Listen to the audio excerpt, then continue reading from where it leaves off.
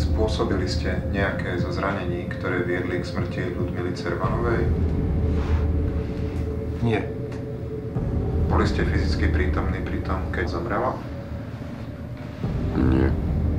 Keď tvrdíte, že ste sa nikdy nestretli s Ľudmilou Cervanovou, je to klamstvo? Nie. Verejná bezpečnosť pátra po nezvestnej študentke Ľudmile Cervanovej. Ako sa ukázalo, páchateľmi boli deti straníckych funkcionárov, ktorí sa snažili manipulovať vyšetrovanie. 4 koruny svedkovia boli pri výsluchoch bití. 20 svedkov pod stálym psychologickým nátlakom a vydieraním. Ja sa vám k tomu nebudem vyjadrovať. To sú veci, ktoré sa nehovoria. To vyzeralo, ako keby dopredu oni niečo už mali vykonštruované. Som v tom čase bol úplne inde, na inom mieste a tých svedkov nepredvolali na súd. Proste mi zobral takto prsty a zobral tak pravítku a s tým hrotom, keď teraz nebudete hovoriť. Chceli mať vinníkov. Tak vzniklo to priznanie. To nemôže skončiť ináč než našim víťazstvom.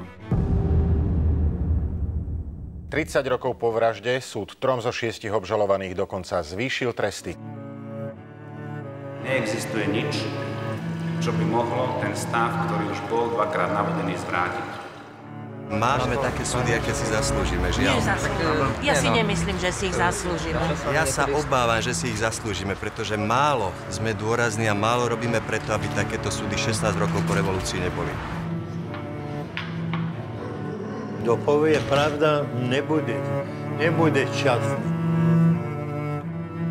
Asi bych z toho taláru bol vyšel, než abych tam odsúdil. Prečo museli byť tí ľudia odsúdení? Kto ochráni vás, kto ochráni mňa, kto ochráni kohokoľvek z obyvateľov Slovenska, aby sa to nezopakovalo.